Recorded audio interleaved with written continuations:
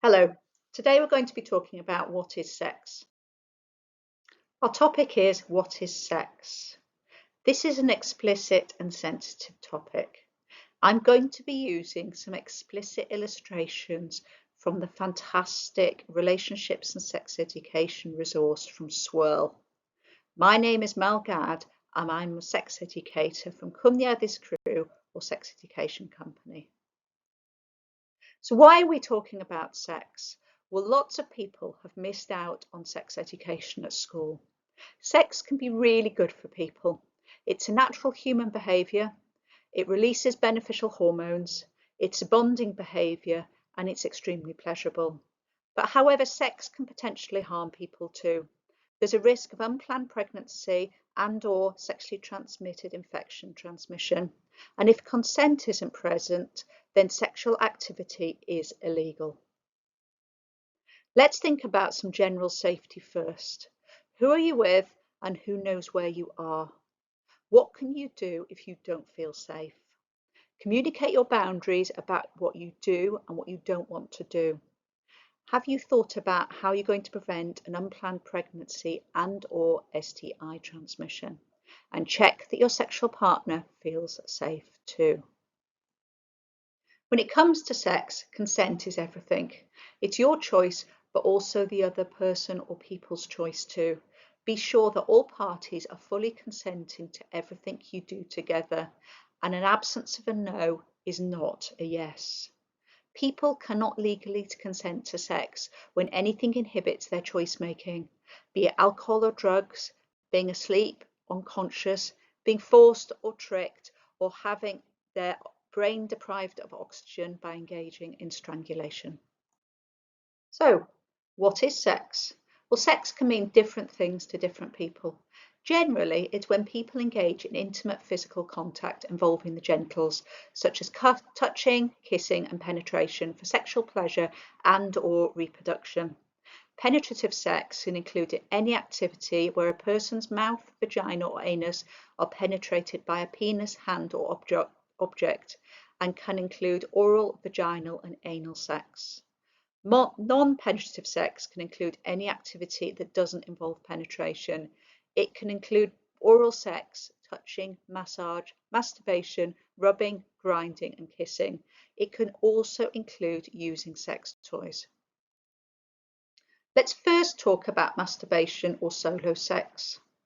Masturbation can be defined as touching yourself for sexual pleasure, and it can involve using hands, objects, and sex toys, and it can involve rubbing and grinding. It's usually, but not always, done to achieve an orgasm. Masturbation is a normal sexual human behavior. Its benefits include sexual pleasure, relieving stress, helping you sleep, learning about your own body, and sexual function, and it is safe sex when done solo. Partnered sex is when you engage in sexual activities with one or more other people. Partnered sex can result in unplanned pregnancy and/or STI transmission, so take steps to reduce your risks before or during sex. There are laws in place to protect people when they're having partnered sex, so their age, their capacity, whether they consent, and stuff like public decency.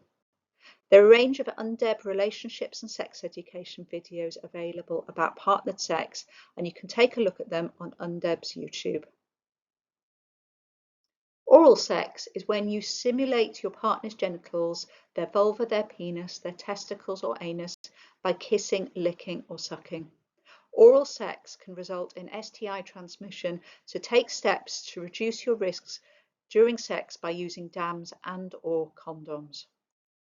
Vaginal sex is when a penis is inserted into a vagina. It can also include the insertion of sex toys.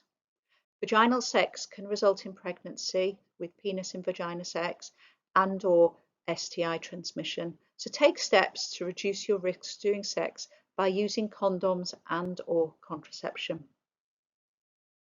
Anal sex is when a penis is inserted into an anus or a bottom.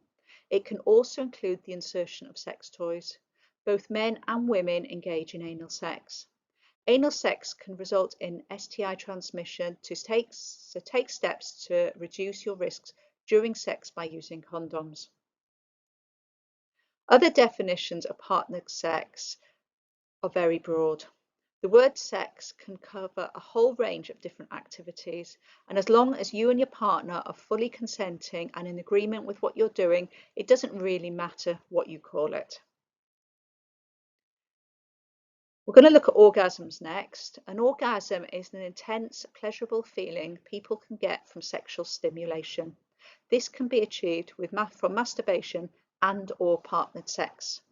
It's often described as a release of a build-up of sexual tension, rather like a gentle sneeze, resulting in contractions in the genitals and the surrounding pelvic muscles. It can also be accompanied by a range of different feelings in the genitals and other body areas, including feelings of warmth and tingling, muscle spasms, and increased heart rate, and sometimes a release of body fluids, such as ejaculation. Your body will also release feel-good hormones such as dopamine and oxytocin, and you may experience a range of emotional responses. Orgasms can be experienced differently by different people, and individuals can experience each orgasm they have differently too. Orgasms are often portrayed as the only reason that people have sex. However, people have sex for lots of different reasons: feelings of closeness, physical pleasure, relaxation, love, reproduction, fun, play, to go to sleep, etc. Some things can get in the way of experiencing an orgasm: stress, tiredness, alcohol and drugs, trauma, health conditions, medication, beliefs and expectations, a lack of connection and communication with partner or partners. If you want to increase your orgasm opportunities, then you can try the following. So masturbate, practice solo, take the pressure off and center your own pleasure. Communicate, talk with your partner, share what feels good, and remember to laugh together. Explore, take time to think about how you feel about sex, what might be getting in your way. Do you want to seek support around this from a doctor or a counsellor? Experiment, try new things, try lubricant, try a sex toy. Safer sex, take the worry out of sex, think about contraception, condoms and STI screening. And relax, slow everything down, take your time, enjoy yourself, and see sex as a journey rather than just a destination. Our sexual health is really important, so how can we reduce the risk from our sexual encounters? We can do that by using condoms and/or DAMs. If you're at risk of pregnancy from penis and vagina sex, then get your contraception sorted, and also engage in regular STI screening. There are emergency measures available, such as emergency contraception if you're at risk of unplanned pregnancy, and this can be available for up to 5 days after condomless sex, depending on the type of emergency contraception.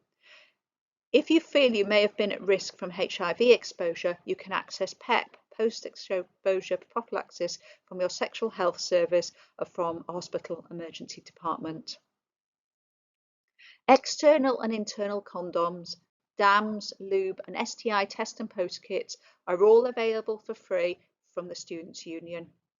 If you want extra support around relationships and sexual health, you can access the Student Wellbeing Service. Your local sexual health services are provided by Betsy Cadwallader University Health Board. They have a fully confidential service that is easy access, friendly and non-judgmental, and free of charge. You can access STI testing and treatment, contraception, and HIV services. The Public Health Wales Sexual Health Wales website provides free test and post STI screening kits, free postal condoms, and a wealth of sexual health and relationships information.